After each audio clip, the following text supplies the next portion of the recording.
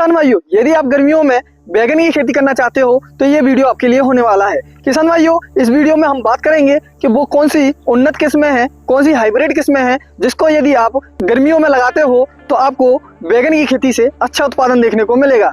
किसान भाइयों, साथ ही हम बात करेंगे कि इसके लिए कितनी बीज दर की आवश्यकता होती है और उससे आपको कितना उत्पादन मिलेगा। पूरा कैलकुलेशन हम आपको बताने वाले हैं। साथ ही हम आपको बताएंगे कि इसमें आपको कितनी जुताई करनी चाहिए, कितनी गोबर की खाद देनी चाहिए, कितना आपको फर्टिलाइजर डोज देना चाहिए और प्लांट प्रोटेक्शन जैसे कि लिटिल लीफ वायरस हो गया और आपका फल छेदक हो गया, तना छेदक हो गया, और यदि हम बात करें तो सफ़ेद मच्छर की बात करें तो इन सारी समस्याओं से आप अपने बैगन की फसल को कैसे बचा सकते हो, ये आज के इस वीडियो में किसान भाइयों मैं आपको बताने वाला हूँ। तो नमस्कार किसान भाइयों, मैं अमर चड़ार आपका फिर से स्वागत करता हूं आपके अपने YouTube चैनल एग्री प्लेटफॉर्म में।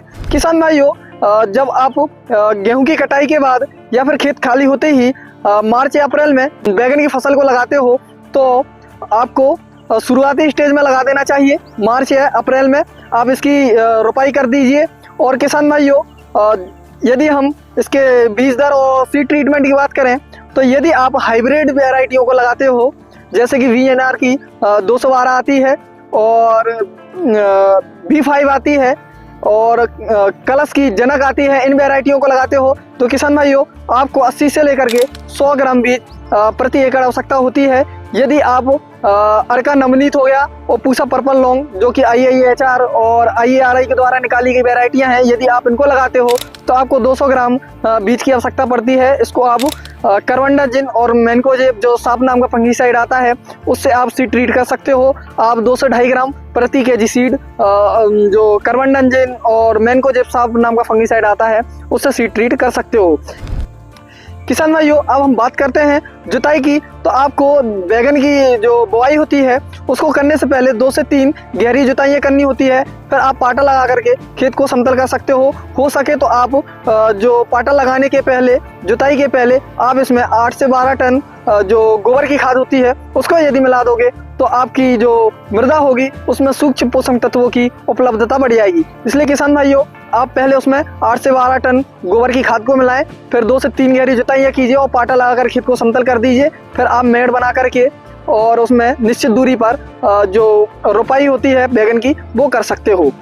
किसान भाइयों, यदि आप बैगन के पौधों को निश्चित दूरी पर नहीं लगाते हो तो आपको उत्पादन में गिरावट देखने को मिलती है। इसलिए सही स्पेसिंग पर लगाना भी बहुत जरूरी होता है। इसलिए आप मेड़ से जो मेड़ की दूरी होती है वो आप 60 से 75 सेंटीमीटर रखें और पौधे से पौधे की दूरी आप 45 से 60 सेंटीमीटर रख सकते हो। किसान भाइयों, साथ ही आपको मल्चिंग का भी उपयोग करना है। आप 25 माइक्रोन की मल्चिंग का उपयोग कर सकते हो। और किसान भाइयों, हो सके तो आप ड्रिप का उपयोग करोगे तो आपको और भी अच्छे रिजल्ट देखने को मिलेंगे। किसान भाइयों, अब हम बात करने वाले हैं बैगन की उन्नत किस्मों के बारे में। तो बैगन की उन्नत किस्मों में सबसे पहले नंबर पर जो आती है वो VNR की 212 आती है। VNR की 212 जो कि हाईएस्ट उत्पादन देती है। इससे आपको 300 क्विंटल जो उत्पादन प्रति एकड़ देखने को मिलता है। किसान भाइयों, मैंने दूसरे नंबर पे VNR की B5 वैरायटी रखी है। वो भी बहुत अच्छी वैरायटी है। इसके मध्यम आकार के जो फल हैं वो देखने को मिलते हैं। किसान भाइयों, जो मैंने तीसरी वैरायटी रखी है वो भी गर्मियों के लिए बहुत ही शानदार वैरायटी है। ये तीनों ही वैरायटियाँ गर्मियों में बहुत अच्छा परफॉर्मेंस करती हैं। तीसरी जो वैरायटी है वो कलश की जनक वैरायटी है। किसान भाइयों, इससे भी आपको बहुत अच्छा उत्पादन देखने को मिलता है। 300 क्विंटल आपको प्रति एकड़ देखने को मिलेगा। और ये जो गर्मियों में लू की समस्या आती है, यदि आपका तापमान 42 से लेकर के 45 डिग्री भी जाता है तो उसमें भी जो आपकी ये वैरायटियाँ हैं बहुत अच्छा उत्पादन देती हैं। किसान भाइयों, जो मैंने चौथे नंबर पर वैरायटी रखी है वो अर्का नवनीत वैरायटी है। ये अर्का नवनीत वैरायटी IIHR बेंगलोर के द्वारा निकाली गई वैरायटी है। और ये वैरायटी है जो इसके जो फल हैं किसान भाइयों, ये आपके 300 से 400 ग्राम तक के साइज ग्रहण करते हैं। 300-400 ग्राम तक का भी आपको इसका फल देखने को मिलता है और जिसकी अच्छी क्वालिटी है। लेकिन किसान भाइयों, इसमें बीज दर आपको थोड़ी सी ज़्यादा लगती है। 200 ग्राम प्रति एकड़ आपको बीज की आवश्यकता होती है। ऐसी एक और वैरायटी है जिसे पूसा पर्पल लॉन्ग बोलते हैं, जो कि IARI न्यू दिल्ली के द्वारा निकाली गई वैरायटी है।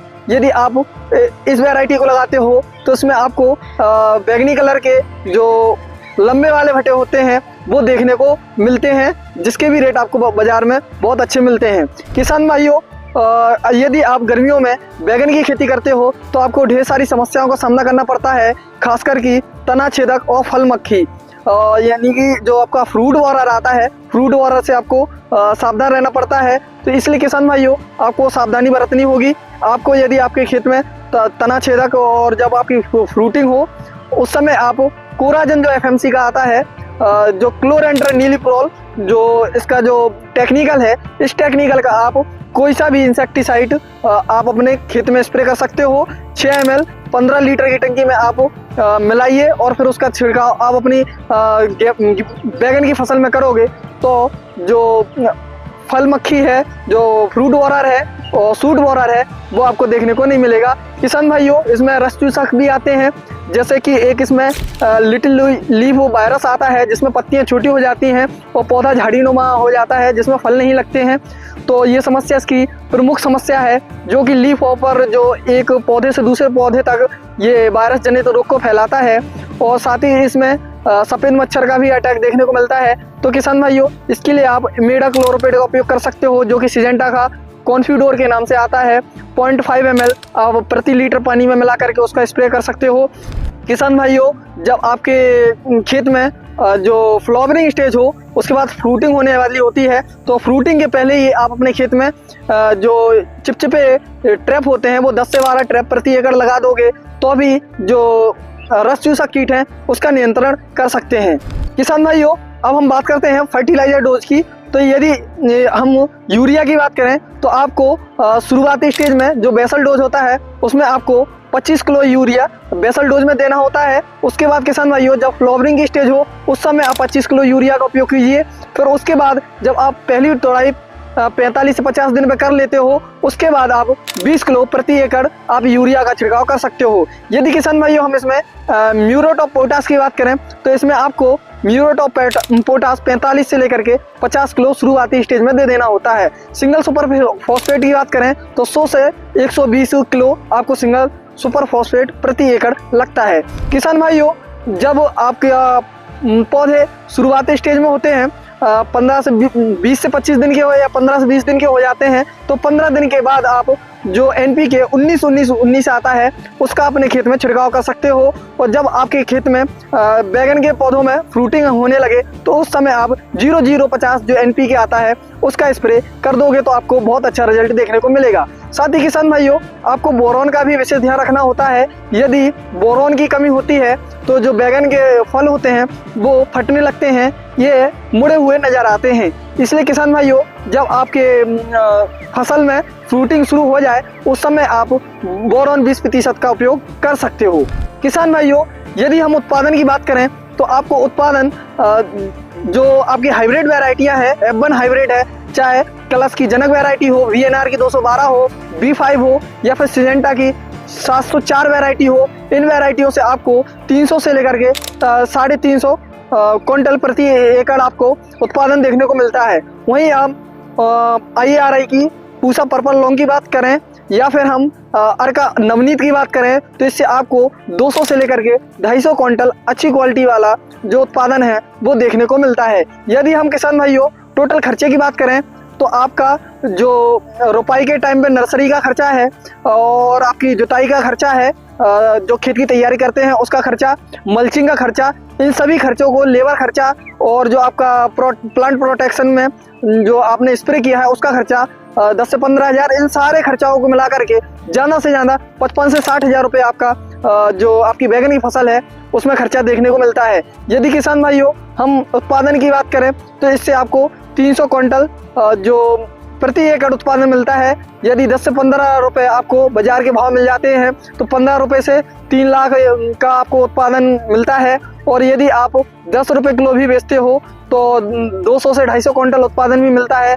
तो किसान यदि आपको 200 से 300 क्विंटल उत्पादन मिलता है और 10 रुपये किलो भी बेचते हो तो 2 से 3 लाख रुपए का आपका उत्पादन होता है, जिसमें से 60,000 रुपये आप यदि आप अपना खर्चा हटा देते हो तो 1.5 लाख 1,60,000 के समथिंग किसान भाइयों बहुत अच्छा आपको 1,60,000 के समथिंग लाभ देखने को मिलता है। तो किसान भाइयों ये जानकारी आपको कैसी लगी हमें कमेंट सेक्शन में जरूर बताएं और इस तरह की और वीडियो के लिए आप हमारे चैनल को सब्सक्राइब करना ना भूलें। मिलते हैं एक नई वीडियो में, बहुत बहुत धन्यवाद।